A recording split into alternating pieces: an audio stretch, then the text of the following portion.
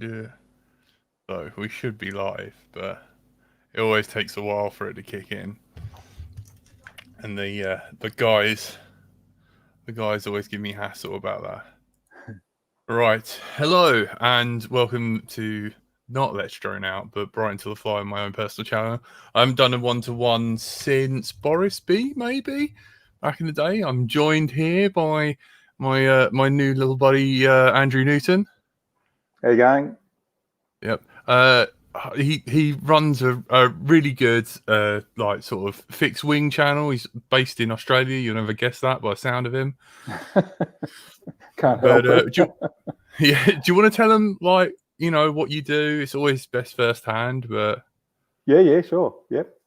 So you mean what my channel or my job or? Mainly your channel. You don't have to, channel, yeah. Unless you want to, you know, place of birth, mother's maiden name. No, not at all.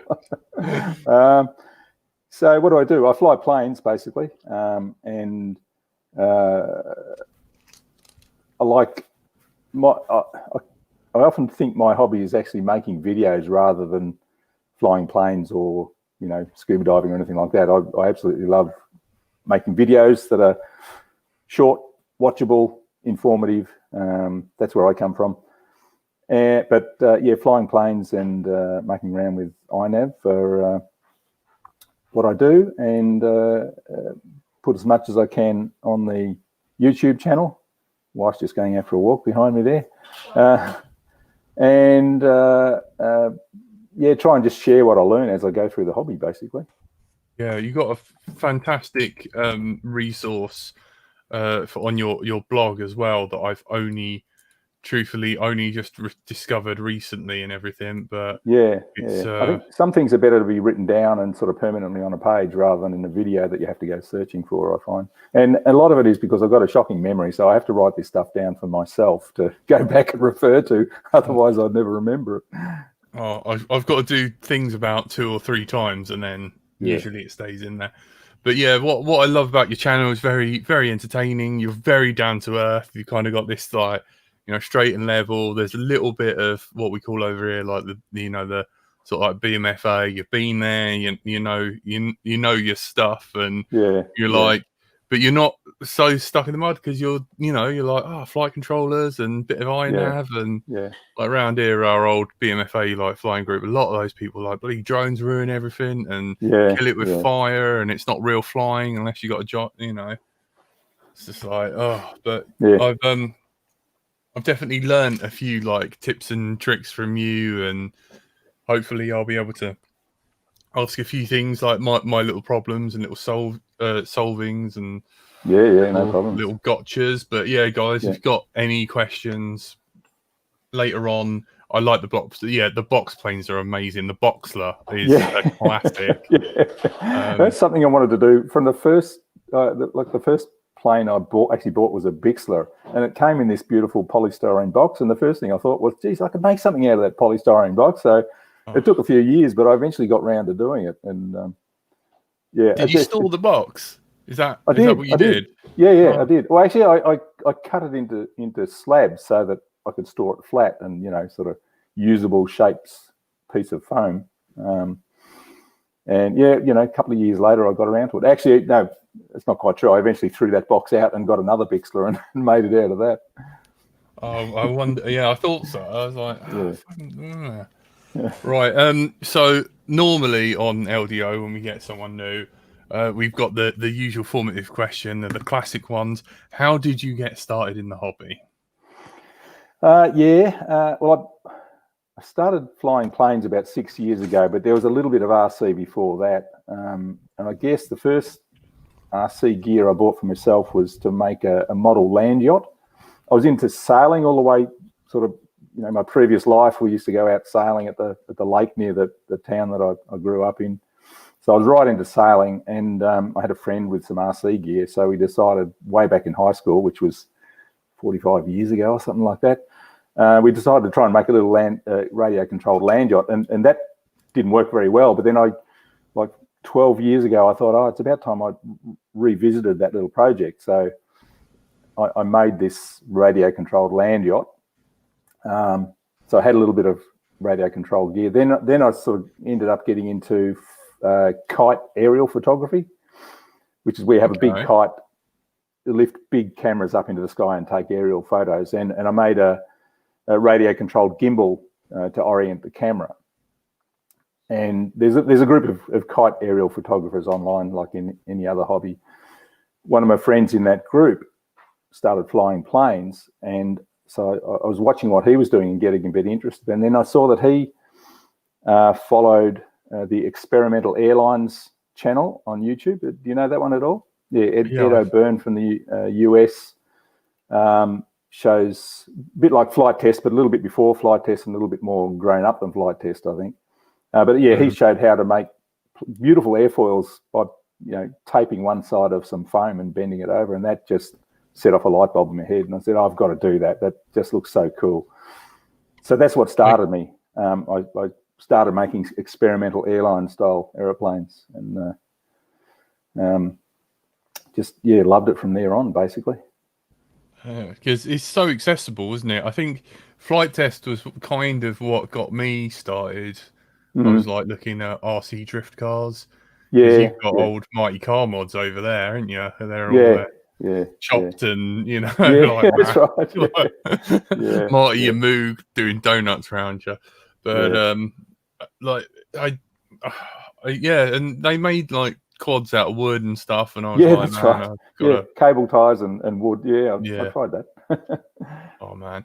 But the other question that follows on for that is like, how did your channel get started? Because I haven't gone way back. It was about 12 years ago or something, I think. And when YouTube was very early back then, and I was doing a lot of underwater photography and underwater video, sort of scuba diving stuff, and I just wanted to put up some of the little videos of marine life that I'd taken. So I started off doing that. Then the thing that got me a few subscribers was my nephews had this little nitro buggy called the Atomic Warhead. It was kind of the first affordable little nitro four-wheel drive buggy that you could buy. Quite cheap, but lots of parts available too. And they got it home with their dad, had it on the kitchen table, started it up, and of course it was programmed shockingly. It was going full throttle on the kitchen bench with Dad holding onto the buggy, stripping gears, spitting sparks. So they brought it over to Uncle Andrew basically and said, "Can you fix this for us?" So I changed the gearbox on their little Atomic Warhead nitro buggy, videoed it and put it on YouTube, and I got thousands and thousands of views on that how-to video basically. And then so I realized that I really enjoy doing instructional videos or how-to videos. So I did that. Then I was once I got into the planes, and we can't get that Dollar Tree foam board in Australia that Flight Test and Experimental Airlines use. Same in the UK, I think. So I started using Depron. So I sort of recreated the Experimental Airlines way of making wings and airfoils using Depron. And Ed from Experimental Airlines featured my build on his channel, and then my viewer numbers just took off basically. Yeah. So Ed, Experimental Airlines. Ed's always been my mentor or my guru basically. He's the one who I sort of look up to as we're going through, and I've finally got more viewer numbers than him. So that's my big achievement, I think. Well done. Yeah, you stuck at it. Yeah, that's right. I know. I've watched a few. I can't remember any off the top of my head, but yeah, I remember. I've definitely come across some and watched a few, but I might go back and check them out. But that's interesting. So how long have you? So how long have you been doing it? 6 years? Yes, six and a half years. I think it was September 2013. Was my first flight, and it's all on YouTube too. I'm a photographer by trade and videographer, so everything I do is videoed and on YouTube, so you can check it all out. Oh, your whole history. Yeah, I just I wanted to introduce because we're over in UK and obviously, like hopefully bring you on LDO one day, but just kind of, you really are a channel that I enjoy. Like, you, Curry Kitten and Painless have been like keeping me going, not to mention others. Yeah. But another classic. We were chatting about this last night on LDO on the bonus podcast. But have you got any particular bad crash stories? Just to warm you up whilst you come round. Many, too many to remember. Actually, like crashing. Oh, man. I just crash all the time, But I've got so many planes that it's no drama. It just means that I rebuild it into something else. But yeah, there are a few. I love making my own planes, like scratch build planes, and one of the most complicated ones I've ever built is the Fokker DR1, the Red Baron triplane. And that's the biggest build I've ever done, and it took months to build it. And it was flying pretty well. Those triplanes never fly perfectly for some reason. They're all out of whack somehow. But yeah, it was a really nice day, nice onshore breeze. So I took it down the coast to a spot called Black Rock, which is it's kind of a rocky shoreline, really spectacular for photography. So I was flying backwards and forwards along the coast, getting some nice footage, and then there's this rock platform that goes out into the water a bit further, and I thought, I'll go down there and get really close to the waves and get some great shots flying along the waves. And of course the swell got up and an enormous wave came in and crashed on the rocks in front of me and just absolutely drenched me. And in my efforts to try and save my Tyrannus, my brand new Tyrannus that was dripping salt water, basically, I just forgot to fly the plane, and the plane dunked into the waves. And initially it was okay because it was floating high, but then the surf, rolled it into the rocks and just sort of pummeled it under the rocks. And I did retrieve it, and the ESC was on fire because that was shorted out. All the wing spars were broken, and just everything in it was fried, basically. So that's my biggest crash. Oh man, I bet your Tyrannus was a bit crusty after that. Yeah. Well, it always gets a bit rusty flying down on the coast, because I do a lot of slope soaring down on the coast, so the salt air always rusts up the switch surrounds and things like that. But yeah, that's been retired, that Tyrannus, anyway. Yeah. Bless it. Yeah. Oh yeah, you're using the QX7 now, aren't you? Yeah, I am. Yeah, I just like the way that one feels. Yeah. There's another story I've got to tell you about an iNav bit of fun. It wasn't a crash, but it was the scariest incident that I've ever had. It was with the big twin motor bush mule. It's a big 2.5 kilogram Hobby King cargo plane sort of thing.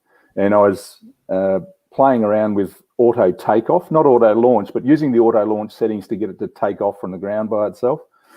And I had it set up normally, just using the normal auto launch settings, and you give it a shove and it would fire up and take off by itself. And what I wanted to do was try and get it so that you didn't need that really bad shove and the motors didn't sort of slam on full bore straight away. So I was playing around with the idle setting, or the launch idle setting or something like that. So you can increase the initial throttle when you first select auto launch.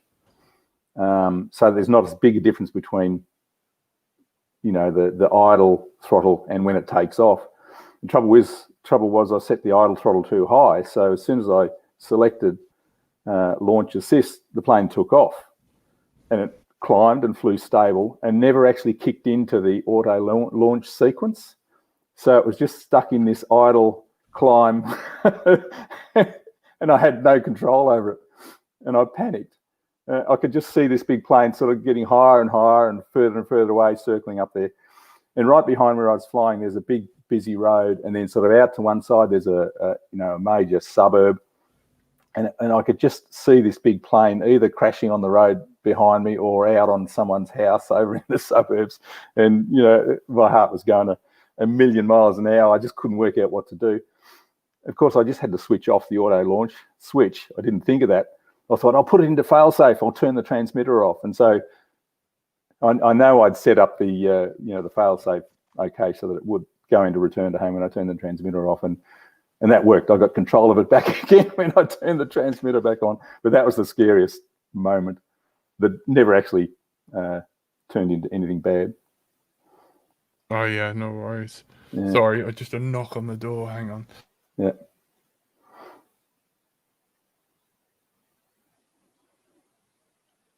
Sorry, I think one of my neighbours knocked on the door. I'm so sorry. That's But okay. yeah, you get like, you just get in a panic and you just don't think straight, do you? Yeah, You just that's don't. right.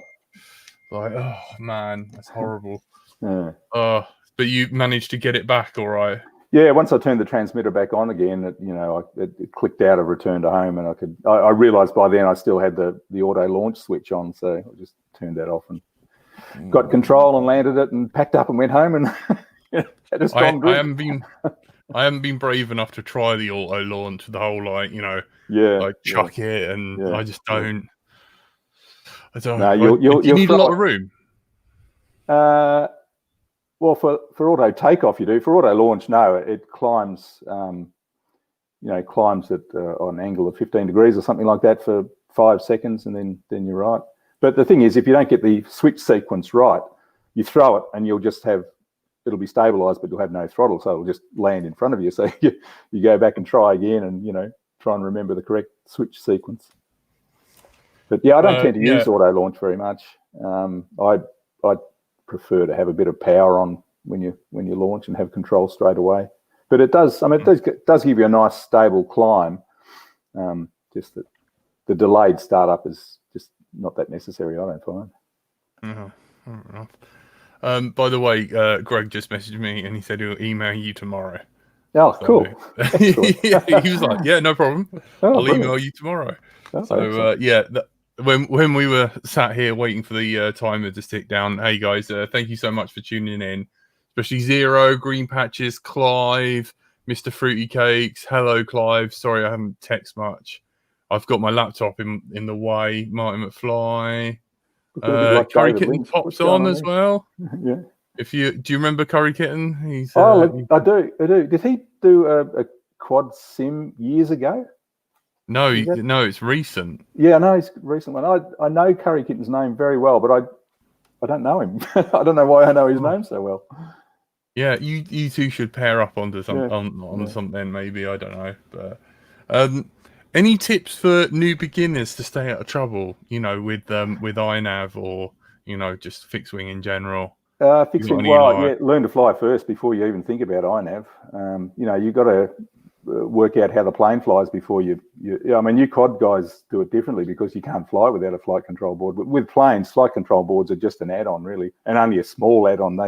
All they do is dumb down the behavior of the plane, I think. So learn how to fly a plane line of sight, or even FPV, without a flight controller first, and avoid the wind as much as possible. Wind will make your life difficult when you're first learning. So learn how to balance a plane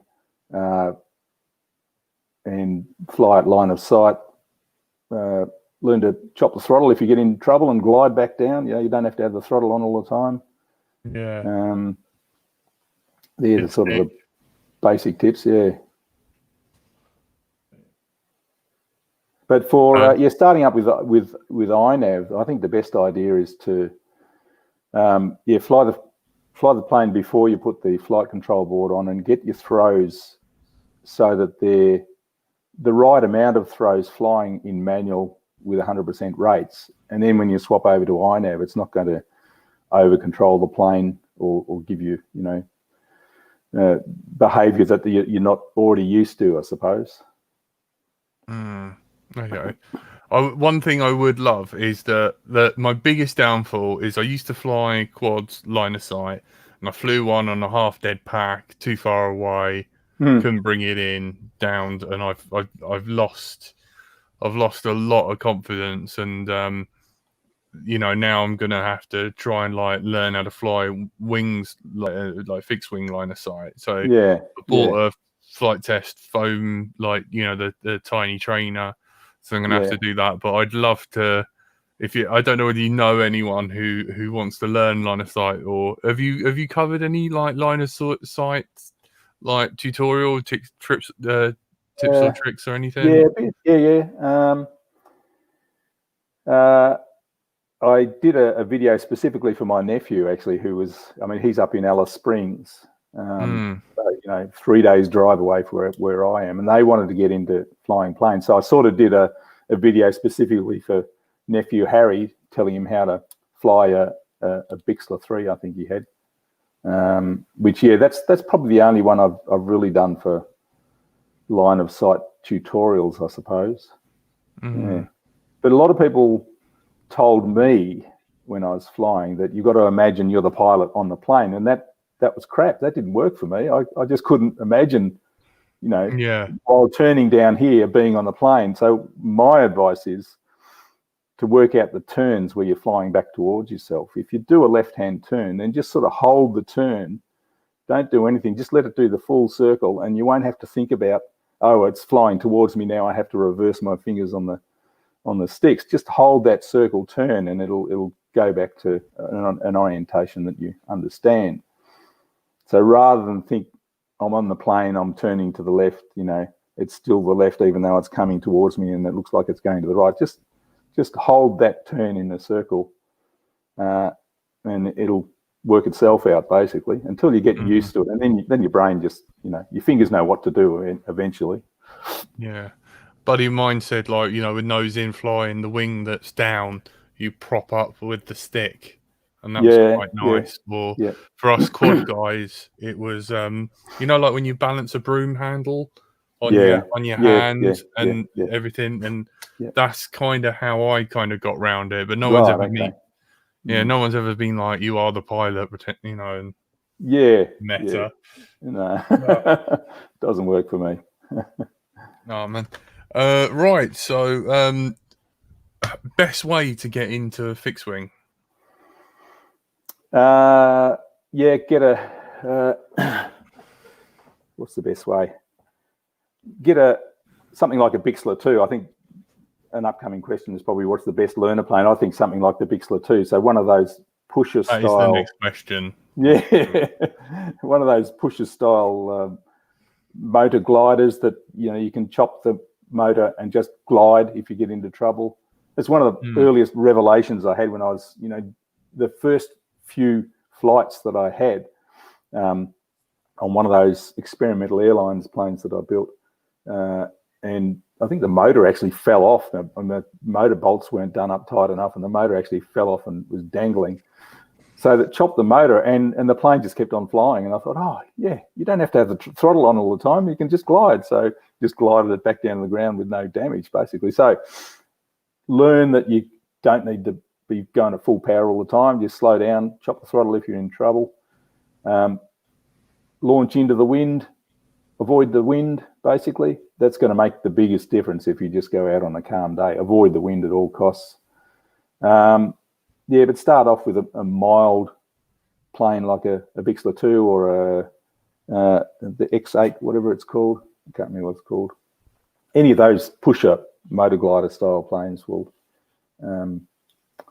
teach you to fly better than most other things. And I don't recommend using stabilizers or flight control boards when you're learning to fly, I don't think, because that's just an extra level of complication that you have to understand if things are going wrong. That's about it, I think. Yeah.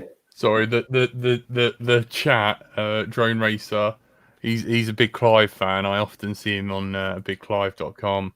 Yeah. Bixlers fly themselves. Yeah, that's pretty true. And Curry Kittens, don't have your ailerons reversed. I still do that to this day. Yeah, the flight test high five method. Yeah, exactly. Move the stick and that surface should come up. But it's the opposite for tricopters. Yeah.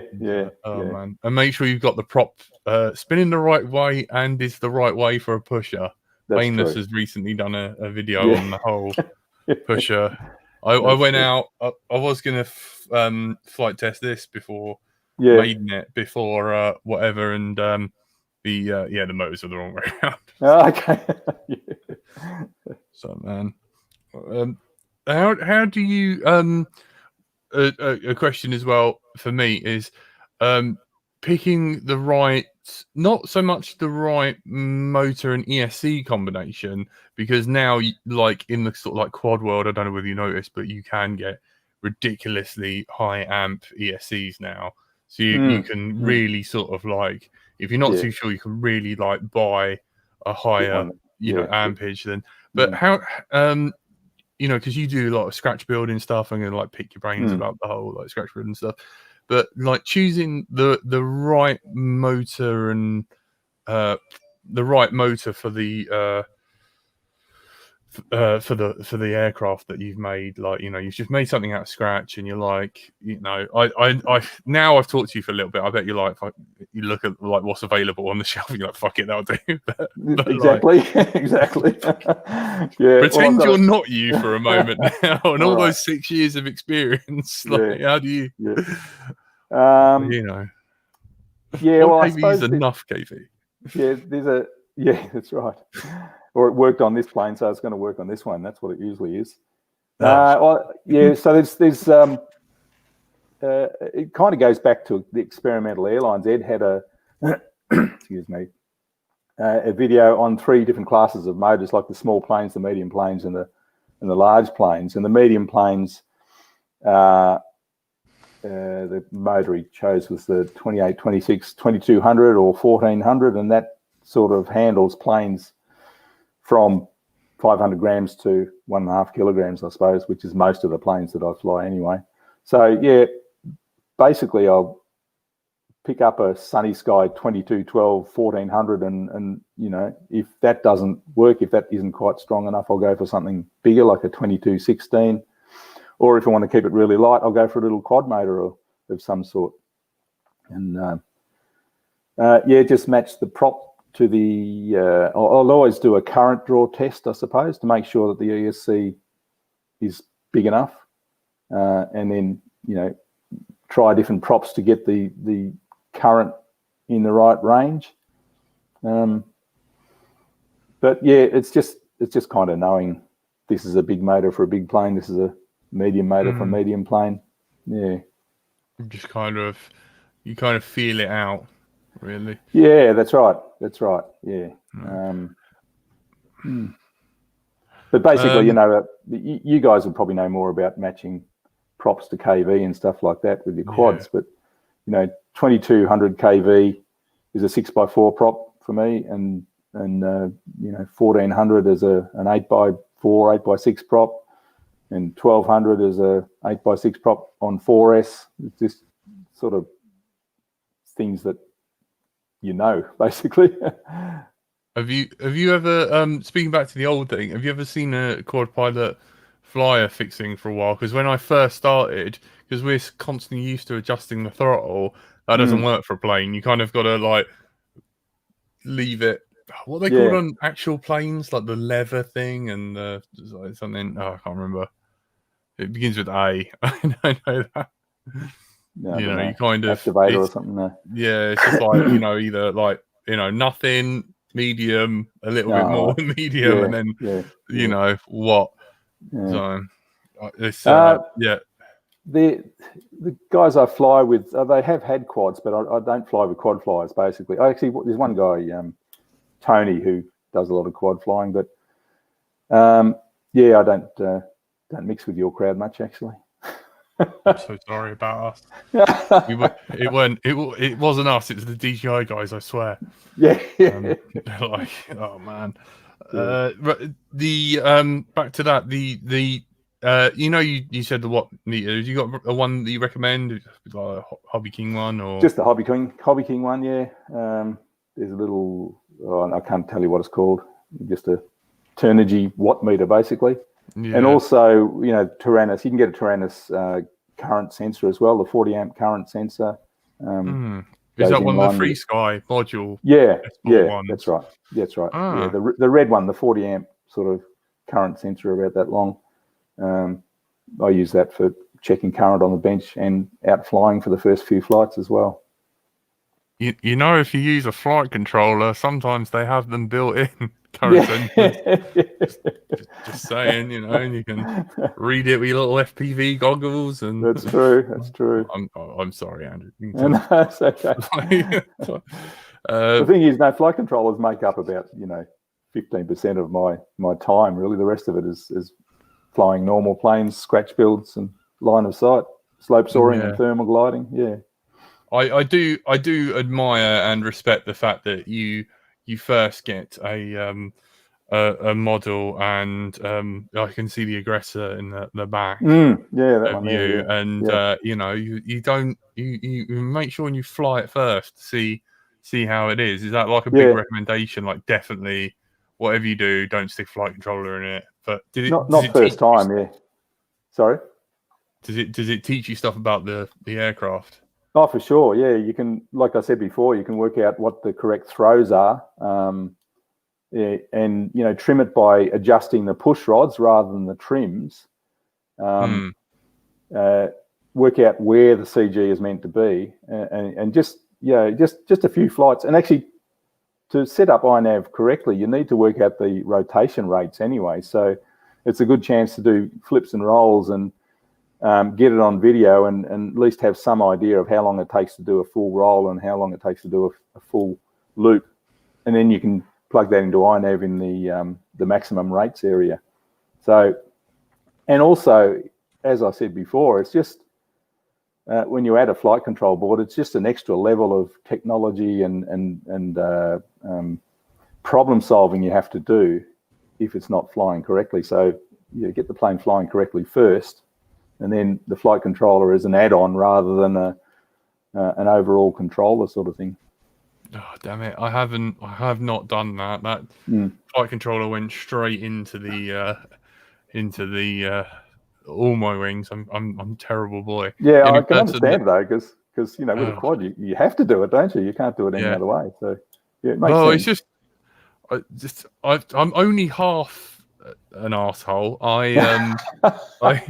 I do fly in manual mode, like pretty much all the time. So and it's proper manual on the switch mode thing. None of the slight dulling down of stuff. So well, that's the joy of flying a plane. The planes, they're designed to fly. They're designed to be stable. So, and I want to be in control of it. Even on a long FPV flight, I prefer to fly in manual than any other mode, really. Unless you want to go and scratch your butt or something like that, and you can put it. Then you can put it into altitude hold or something like that. Maybe you do belong on LDO. Yeah. Maiden on pass-through mode if your FC is in there. Yeah, Curry done that luckily, and then when he flipped it into iNav mode, he found out that I think he had his FC upside. I don't know what he done, but the plane flew lovely inverted. On its own. Yeah. Well, I think I made it on pass-through mode, or manual mode it's called these days, just so that you've got quick reactions and full control in case something's out of whack. All right. And actually, the place where I do most of my maidens, I've got a gun club on one side and a dog obedience club on the other side. So I have to be able to avoid both of them when I take off. Two wars coming. Yeah. Have they ever shot at you? Or they can pop shot? You hear the ricochets, heading off every now and then, but no, they'd get in a lot of trouble if they shot above the targets, I think. Have you ever been... I make sure I don't fly over the top of them anyway. Have you ever been tempted to get a junker with a little banner that says, try your luck, fill it with sweets and then fly all over it and see whether they can get it down? Trouble is the bullets go for a long way, don't they? Yeah, that's true. Yeah. Through on a foam. We're very lucky where we are. The council doesn't disapprove of us flying there. In fact, we sort of have a permit to fly from council land, and it's a free permit. You just have to fill in a form and they give you the permit. But they could quite easily say, no, you're not allowed to fly here anymore. So, my idea is keep your head down. Don't piss people off. Just it's a privilege that we can fly wherever we want to, really. And if you don't make a name for yourself, if you don't annoy people, then we'll be able to keep on flying. That's nice, man. We're getting out of the chewing gum beginning questions, but this is the kind of the last one. Favorite model, what and why? So you could have regular flying one and an iNav one as well. Yeah, I'll let you do that. Cool.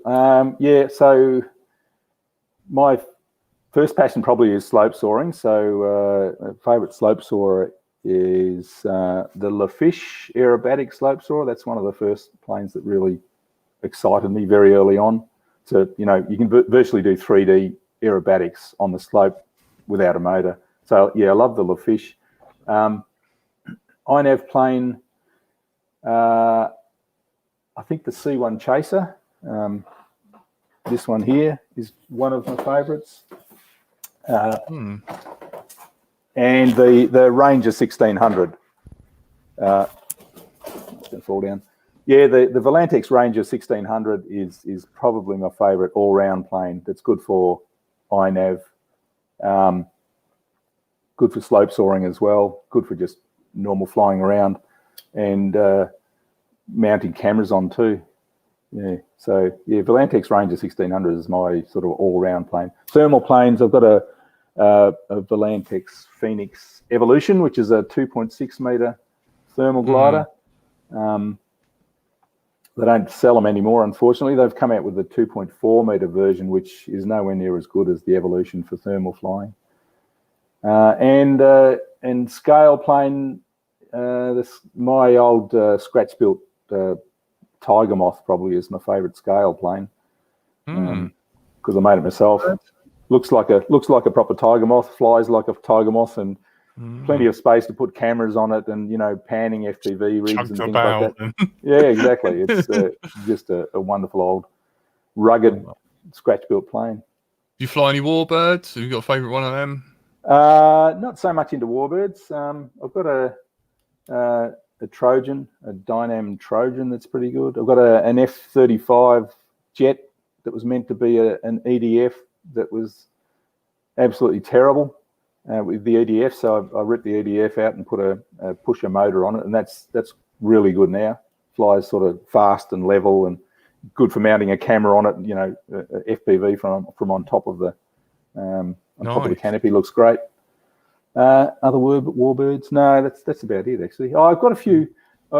If I do go for warbirds, they're going to be ones that are significant to Australian sort of military history, I suppose. I've got a Dynam Catalina coming because that was a significant Australian plane, and the one that our aerobatic RAAF aerobatic team.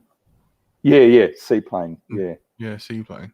It's the what is it? The Pilatus PC9 is another one that I have.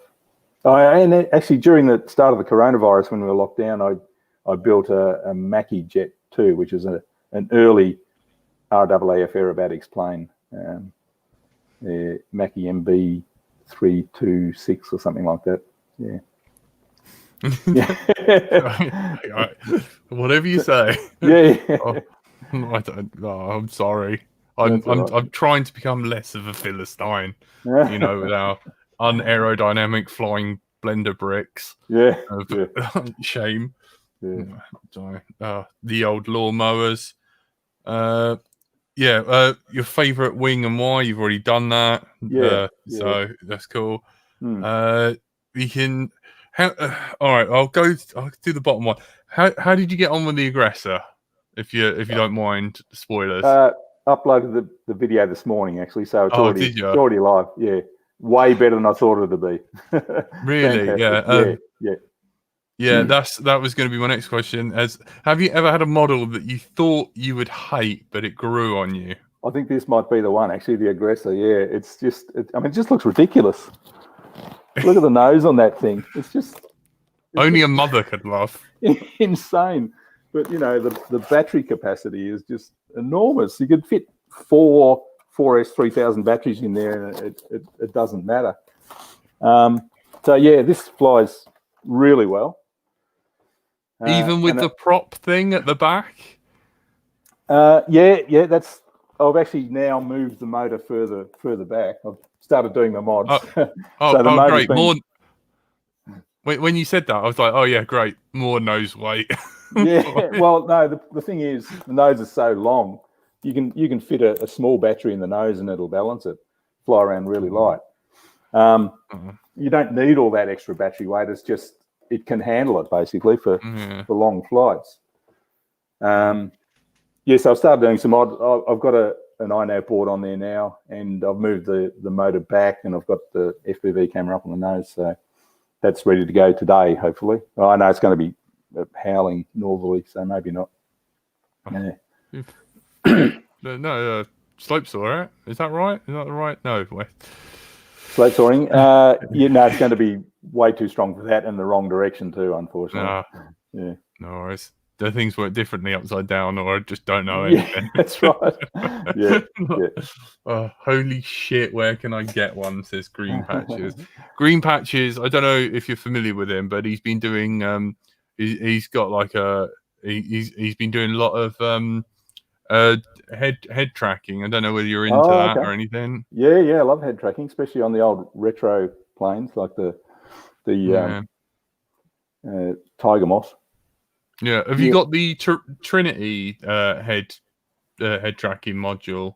No, I've got AMY Commander goggles, and they had a module you could fit in, which is what I use. Yeah, fair enough. Yeah, because that's I've bought the module, but I haven't started on any of that. Okay, yeah, I'm getting there slowly. I think. Just let me take my jacket off. I'm getting a bit hot here. No worries. Oh, he's stripping. That's against YouTube terms of vampire service. What? Masquerade. There's a show called What We Do in the Shadows. Oh yeah. It's a group of vampires sharing a house in Staten Island or something like that. It's done by you ever heard of the Flight of the Concorde? Yep. Know them. Jermaine is one of the writers for this show, so it's written by the New Zealanders. Bloody hilarious show. It's real sort of subversive, indie comedy basically based on vampires. Yeah. So it's they have their annual ball, the Unholy Masquerade at the Wellington Bowls Club. Okay, yeah. Staten Island, that's where the Impractical Jokers are from, aren't they? That's like the New York, Staten Island, in between New Jersey and everything. So yeah. It's a theme park. Small world. Something like that. Yeah. So, right. We're into iNav. Yeah, cool. How you've gone? Do you want to go through my setup and see whether you dislike anything? Yeah. Tell me. Yeah. You'd be like, oh, man, this is going to be. This is a bit I've been dreading, but I have set it up. Hang on. Oh, bear with me. Just gotta.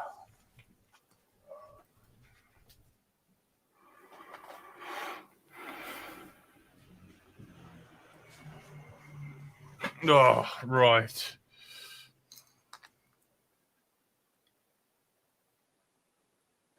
Right. Pray for me, people. Pray for me.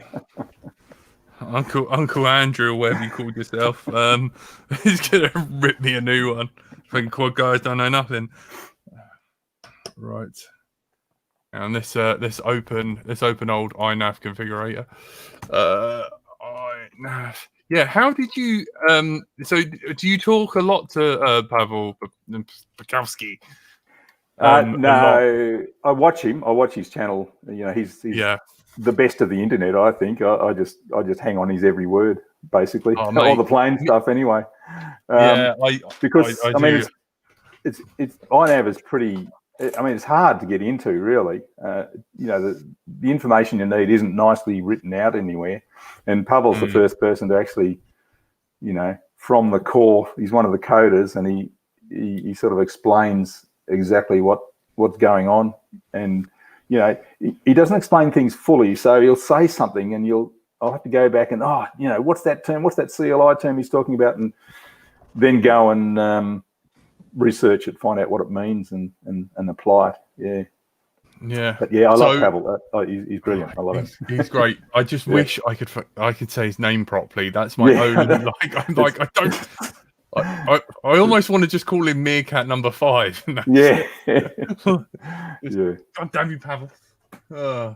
So my main problem on all my iNav wings is, like I said, I always fly in manual mode, and that is because whenever I switch into angle mode, it just dives down or freaks out. And I'm guessing that is because the board alignment or something. Maybe, I don't know. Or conflict to switch. So it's in the configuration. You have to do it for every plane too. In the configuration page, there's board and sensor alignment. Yep, we're here. Yeah. So if I hold the wing to the computer and reset, that's reset. Yeah, is that too nose down? Do you reckon? I don't know. I can't tell by doing that. Just put it down and roll. If you put it on a flat surface and sort of prop something up, but you don't need to do it that way anyway. Just go to the configuration page. Yeah. All right. It's on top of the Roomba. It's slightly nose up. There you go.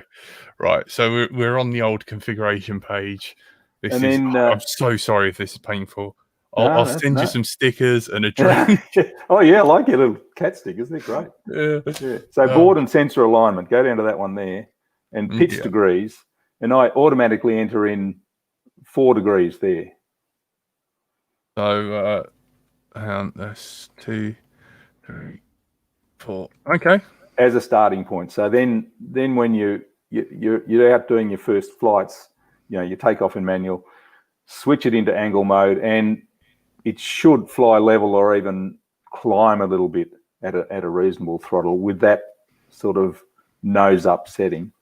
Yeah. You may need to adjust it. Some planes will be less, some planes will be more. I've had planes up to 5 or 6 degrees and other ones down to 2 degrees. So it's in the ballpark, basically. If you don't do that, all planes are going to descend when they're in angle mode, basically. Yeah. Okay. Cool.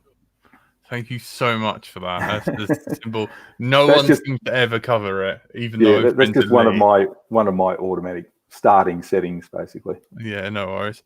So I've done a lot regards, your advanced tuning. Yeah. I've adjusted the normal return to home. I haven't done the whole degrees of rotation yet either. So so that's in the PIDs. That could be part of your problem because the presets are way too high usually there.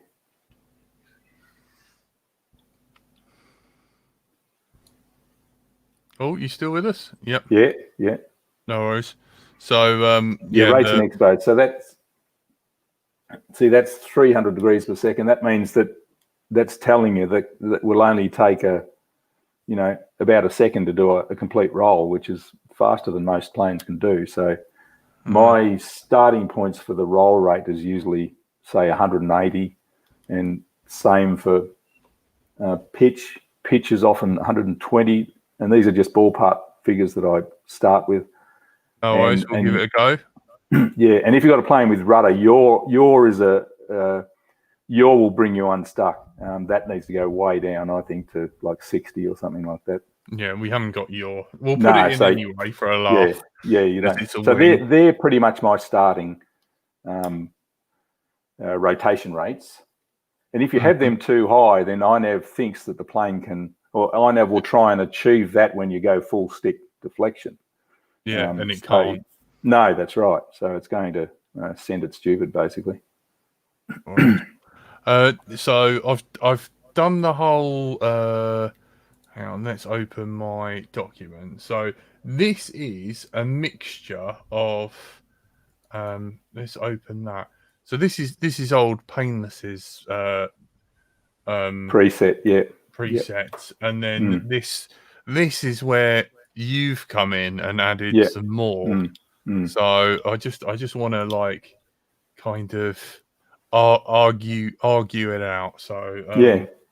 if you need this, I can put it in the comments after. So if someone comments and be like, "Yo, I really need that bit of information," but as you see, like the max angle inclination, everything, is that like how far the wing can turn? In the stabilized modes, that's Yeah. sort of the maximum angle. So in angle mode, it won't go further than 60 degrees. Or 30, is it, or Pitch and something? roll. No, Is it's it 30. 30 It's and 30 for navigation. No, it's preset at 30, but the wiki Yeah. recommends for fixed wing you put it up to 60, which is what that 600 is basically. Okay. So that's for the stabilized modes, but not the navigation modes. The navigation modes is a different limit, and I think they're set to 35 degrees by default or something like that. You're not down with that? No, that's good. That's the way it should be. Yeah, you just leave that. Yeah. Cool. So you changed the cruise to just below halfway. That's a preset, I think. It's automatically set to that, but which is Nice. good for most wings and most planes. Yeah, unless it's underpowered, I suppose. Yeah, extra arming safety that stops you taking off without the GPS. Is that right? Yes, I think it is that. I've never changed that, so that must be a preset. Yeah. Set iNav reset home first arm. Is that in case you disarm mid-flight? That's right. Or if it has a brownout and reboots mid-flight, then it keeps the first arm home point. I think something like that. But yeah. I also I can't find, but I remember you telling us about the in the return to home procedure where you can increase the throttle in case That's you've right. got like a headwind or something. Yeah. I can't find that command or where to change it in iNav. It is. I'm so sorry, Andrew. No, I love this stuff. I tell you. Okay, whatever. Allow manual throttle increase. Allow manual throttle increase. Okay. Yeah. Nav fixed wing allow manual throttle THR increase. Paste it into the comments and I can copy it from there. Cool. If you don't mind. Yeah. Message retract the aim mark. Is mods? Is that someone not being cool or not? Hey Numbskull, how you doing? Hey fella, on for tomorrow.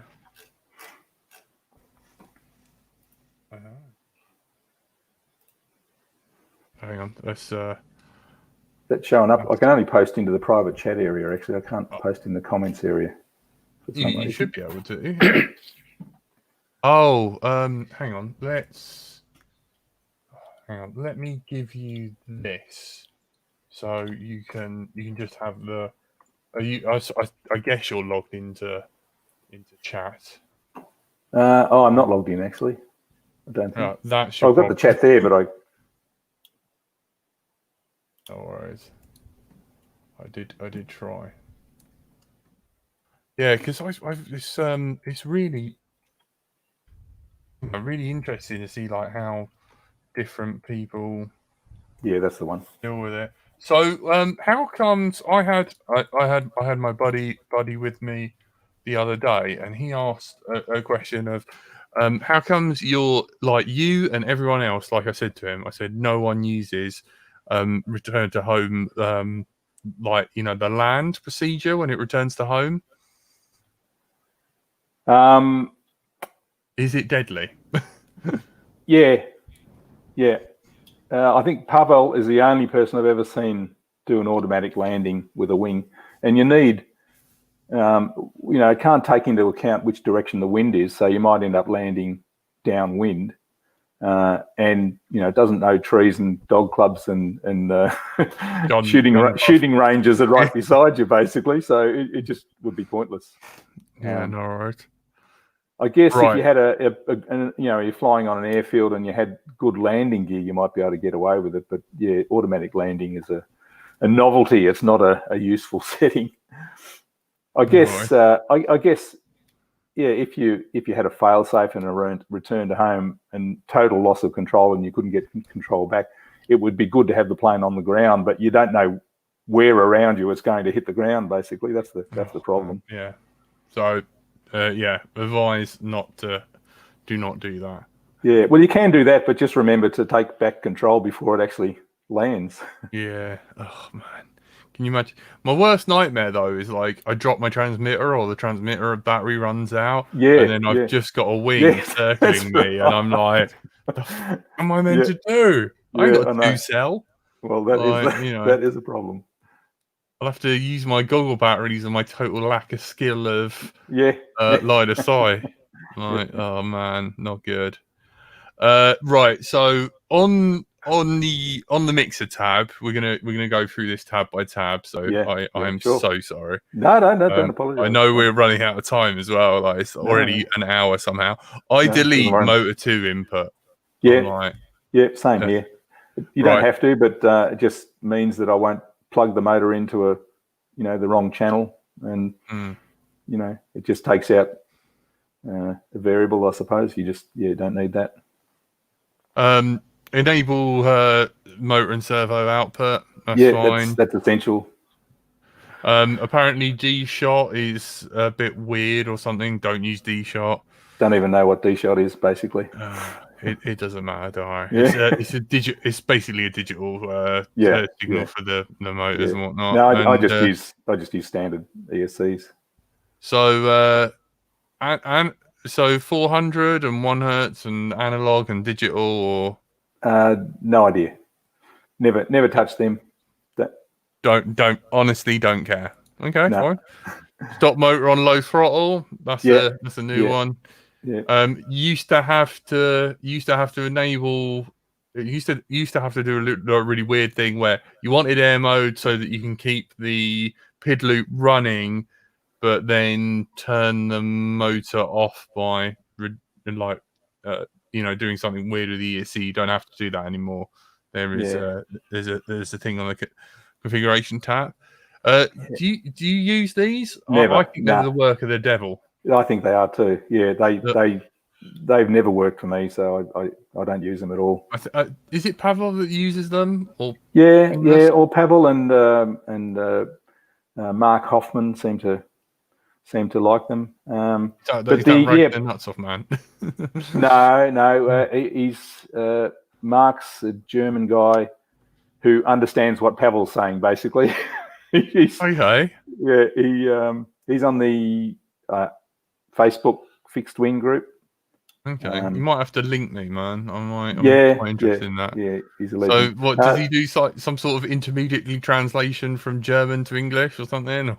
Yeah, he does a bit of both German and English, but he's most of his stuff's in English. But he's of all the people, other than Pavel, in my eyes, he's the guy who understands the nitty gritty of all the CLI commands in iNav more than anyone else, anyway. Or he seems to. I don't know if he's crapping us, but anyway.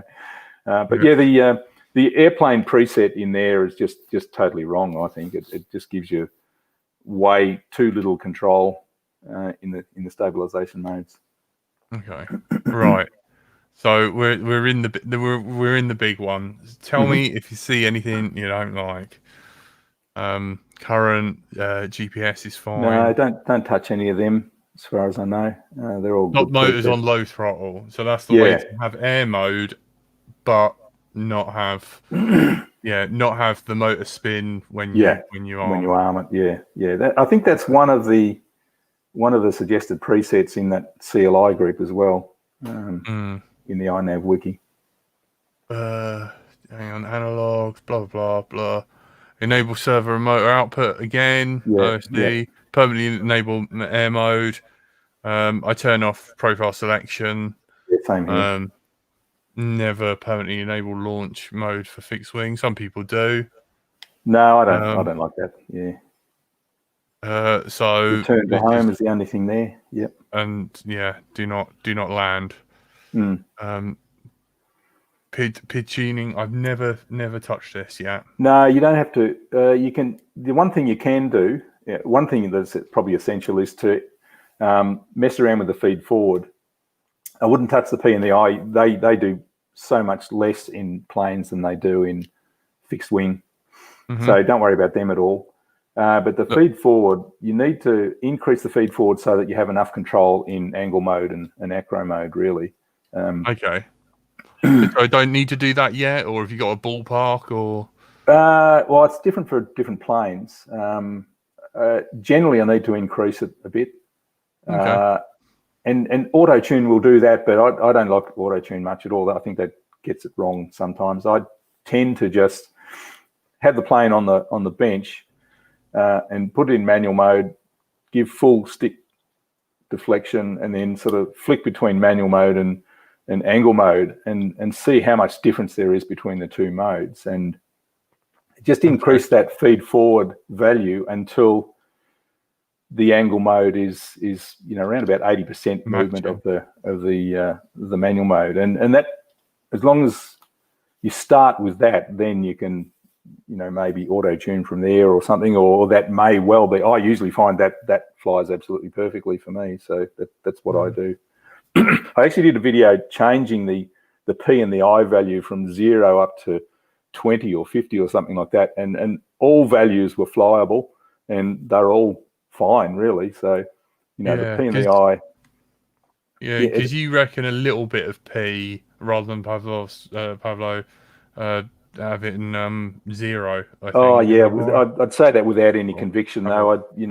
Doesn't it doesn't really make that much difference. So yeah, I just leave them as those defaults to start off with anyway. Yeah, we covered this. Filters. You still do the gyro LPF? What is it? Yeah. The gyro LPF cutoff frequency to 20? I think so, but only because Pavel said so. I haven't noticed any difference doing that or not doing that. So, and now I don't even touch these screens. So okay, no worries. And then advanced tuning, you do the whole return to home altitude. Make sure it's higher than the preset of 10 meters, which is a ridiculous preset, I think. Yeah, no worries.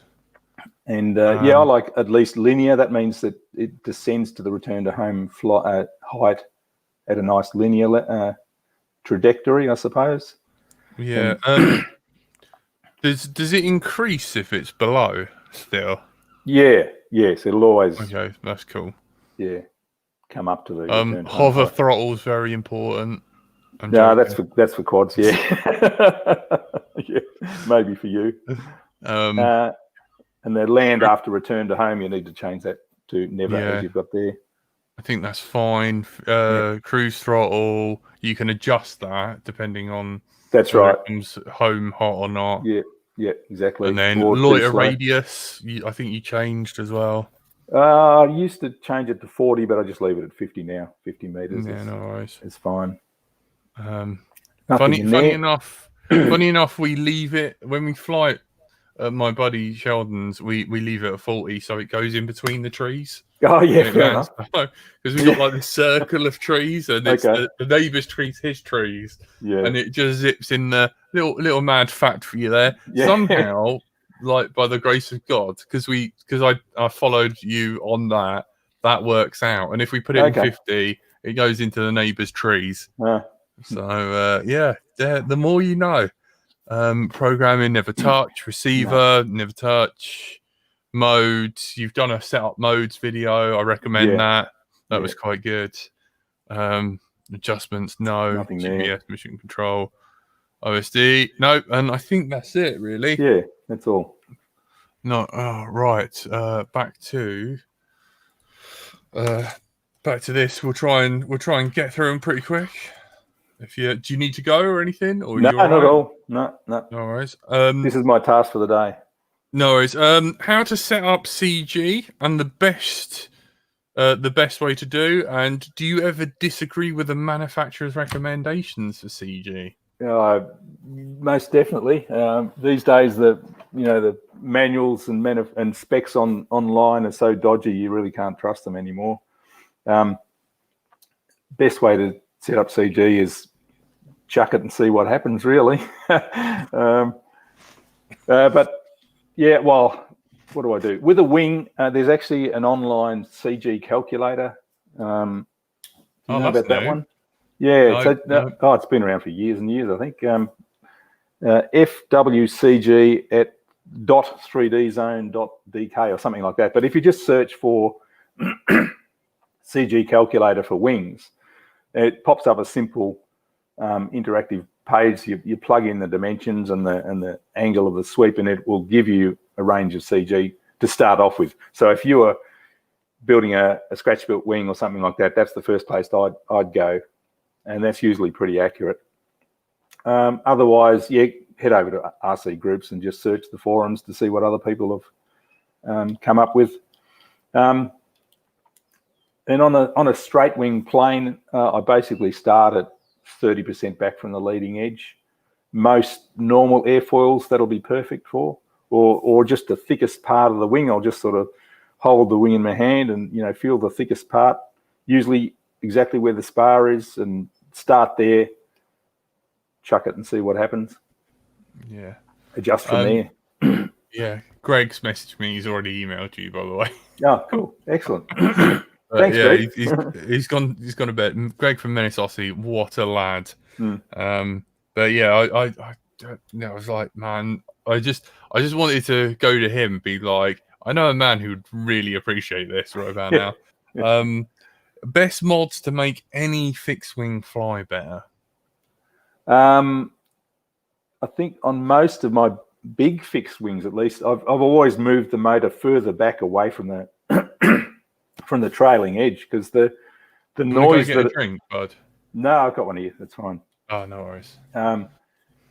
The problem with most big fixed wings is that they're hideously noisy because the prop is so close to the trailing edge, and that just really irritates me. So I will, on all of my big wings, I've moved the motor another, say, 20 or 30 millimeters further away from the trailing edge, and just being less noisy seems to make them fly better to me.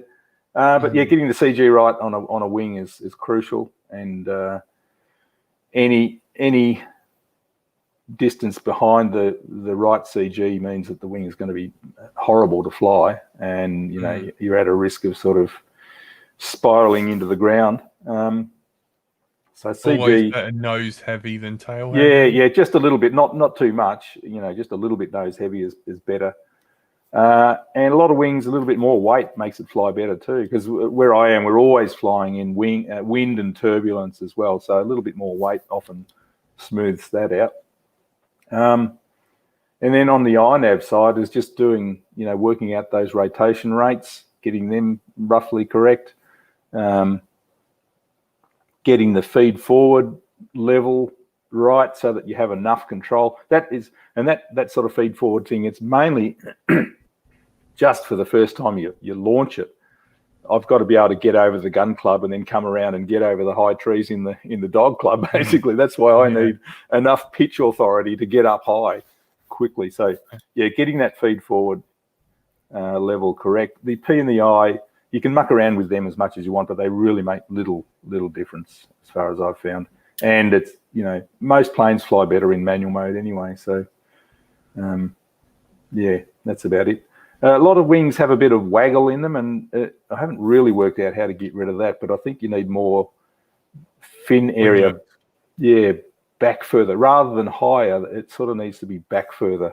I've seen other people add extra fins as well, but yeah, that's something I really haven't mastered, I suppose. That's about all I can think of, really. Get the old out and exactly. Yeah. Cut a slot and hot glue it in. So this leads me to the question. You were like, more weight helps it fly better, but all the fixed wing people I've hung out with, like lead weight for like the nose and stuff like that, or should I say ballast? I don't know. But sorry, just forgive me. I am a Philistine. Like they're dead against it. Like they just like, no, don't do that.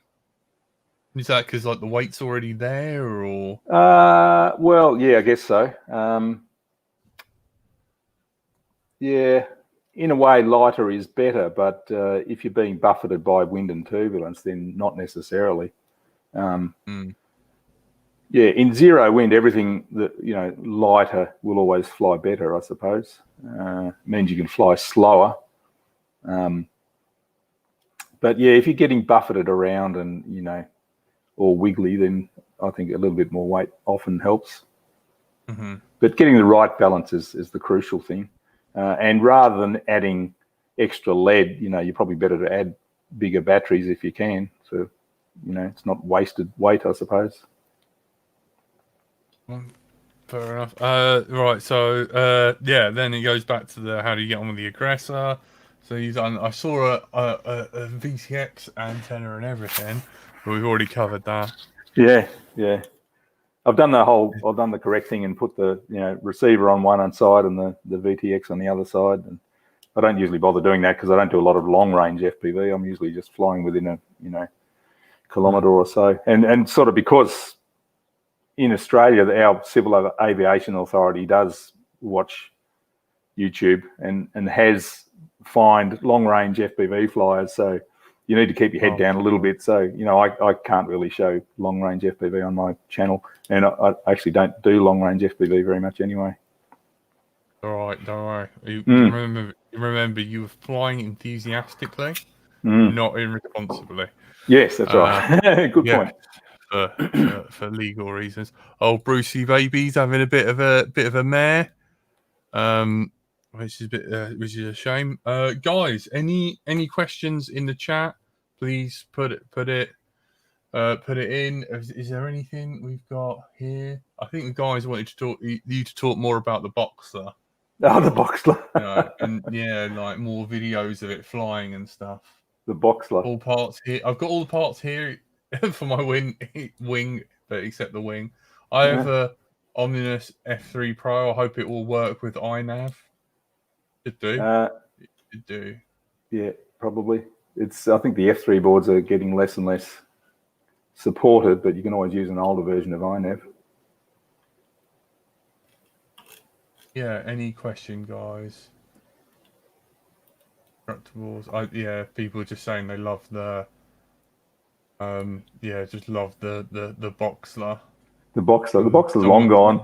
those funny box builds only ever last 2 flights or a couple of days. Really, they're just. Do you use the lithium ion or lipo or both? Yeah, mostly lipo. But yeah, I've started soldering up a few old laptop battery packs, and I've got a 4-cell pack from ZOHD as well. Yeah, they're great for cruising around in a mild flyer. Yeah, love them. Yeah, it's just a current draw initially, isn't it? Getting up off the ground. That's right. And then, yeah. And then that's it. I haven't done it yet, but you recommend the old ZOHD ones and. Yeah, they're fantastic. I don't know about pricing; they might be quite expensive, but they're nicely made and good quality. 3,500. Do they come in? What's the translation of? I've got a 2200 3S. What do I need to buy to get that the same, or is it got to be a bigger battery, or? No, same voltage levels, just that you can use them down lower.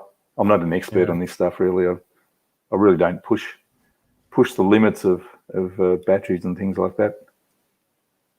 Can I use Crossfire Nano straight to the servo motors? Yes, you can. There's a little breakout board for it. Recovering from a stall when a wing goes into the spiral of dooming, you're supposed to turn the other way. Best to close your eyes, I think, and just let it happen, because when a wing gets into a spiral, there's not a lot you can do about it. I've found they just tend to stay in the spiral until they hit the ground. If you've got the space, you'd increase the speed, I suppose, to try and get the flow going over the wing again, I suppose. I don't know, Curry Kitten. Sorry, you just let it happen. No, oh God, no! I'm watching this. Hello, Andrew/Frank. Auto trim not saving and rebooting on an OSD or stick save was one question I got from my buddy. Auto trim not saving. Not saving. do you do the stick down and out to save it, or do you go into the OSD, save and reboot on iNav? Auto trim will save when you disarm, and auto tune you actually need either the stick inputs, the down and the out, I think it is, to save it, or you can go into the OSD and select save that way. The thing is, one of them you have to leave it on, and the other one you have to turn it off before you land. And I can never remember which is which. So getting that sequence. The auto tune you turn off because when you land, it gets a hard smack. That's right. That's how to remember it. Yes, that's right. Because auto tune keeps recording every 5-second segment, so you don't want to stop it recording. So yes, and auto trim only happens during the first 2 seconds of activation, so you can leave that on. So yes, you have to make sure you've turned auto tune off, and then do the stick save or something like that. Right. I have come to the end of my questions. I've run out. Is there anything you want to cover? And my only other request is, if you can, grab hold of one of the kitties. I can send you. I'm gonna go get some stickers redone for for the Bright Until I Fly, and then I'll send you. If you send me your address, I'll send you a sticker pack. Cool. I'll be back in a second. All right. I've been doing that myself, and it mostly ends up in the ground. I think if you, who's that guy who? There's like I've watched. Oh, hello. Oh, who's that? Who's that? So this one's Franny. Oh, hello, Franny. Oh. One of my girlfriends. She's a cutie. The other one's Bella. Yeah.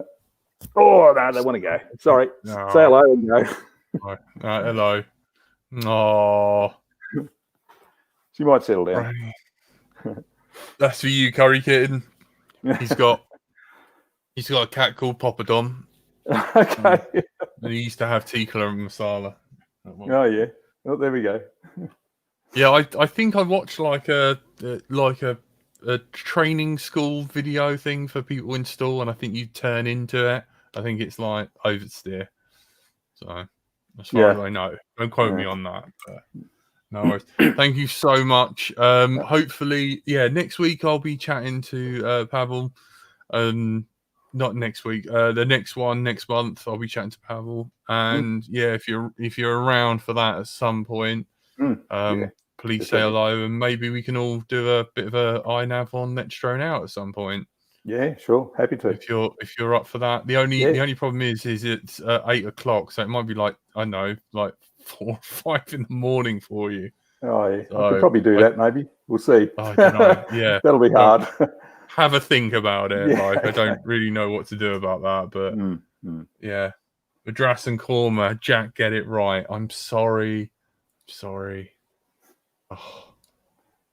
No, hang on, it hasn't popped up. Well, thank you. I've been chatting to Andrew Newton. Please check out his channel. It's linked in the bottom of the description and that. And thank you. Beauty. And good night. Thanks for having me. Great chat. Thanks a lot. Go over, like, subscribe, watch. I've got something to watch later, so I'm going to go away and watch